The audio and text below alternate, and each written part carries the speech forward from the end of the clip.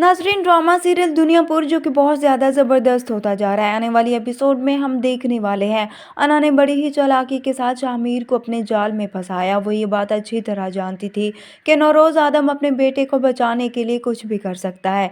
इसलिए उसने इतनी बड़ी चाल चली ताकि दुनियापुर को लेने के साथ साथ अपने भाइयों की मौत का बदला भी लिया जा सके।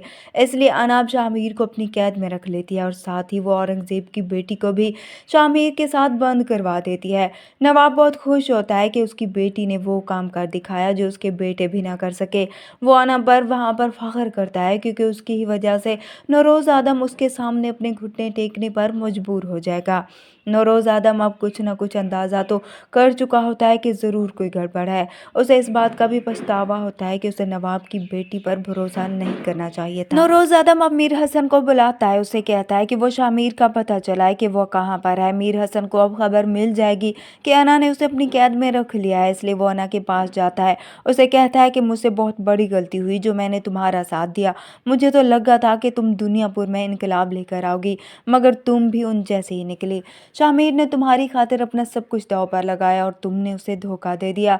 तो अना मीर हसन को जवाब देती है, मेरे कंधों पर मेरे 4 भाइयों का खून का बोझ था और वो तो उतारना था, इसलिए मुझे जहाँ से भी फायदा मिलेगा मैं पीछे नहीं हटूंगी। वहां पर अब शामिर और उसकी कज़न भी जेल में बैठे होंगे। तो शामिर से वो कहती है, अब बताओ मोहब्बत का भूत उतर गया या फिर अभी भी बाकी है। तो शामिर उसे कहता है, बहुत पछताएगी वो, मैं उसे नहीं छोड़ूंगा। अब मीर हसन भी शामिर से मिलने के लिए पहुंच जाता है। तो शामिर उससे पूछता है कि क्या चाहते हैं ये लोग। तो मीर हसन उसे कहता है कि दुनियापुर और कुछ रकम यही मुतालबा कर सकते हैं। मगर नवाब अब तो कुछ और ही सोच के बैठा होता है। वो मीर हसन को कहता है, मुझे शामिर के बदले में दुनिया पर और एक जान चाहिए। मीर हसन जाकर नौरोज़ आदम को ये बात बताएगा। तो नौरोज़ आदम समझ जाएगा कि नवाब क्या चाहता है।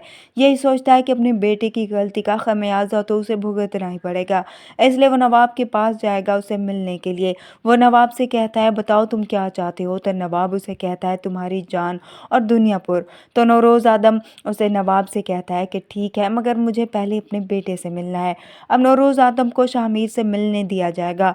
नौरोज़ आदम अपने बेटे से कहेगा कि वापस आने के बाद दुनियापुर को वापस लेना और अपनी दादी और माँ का भी ख्याल रखना। नौरोज़ आदम अपने बेटे को ये नहीं बताता कि वो मरने वाला है और फिर अब नवाब आखिरकार नौरोज़ आदम को मार ही डालेगा और शामिर को बाद में पता चलेगा।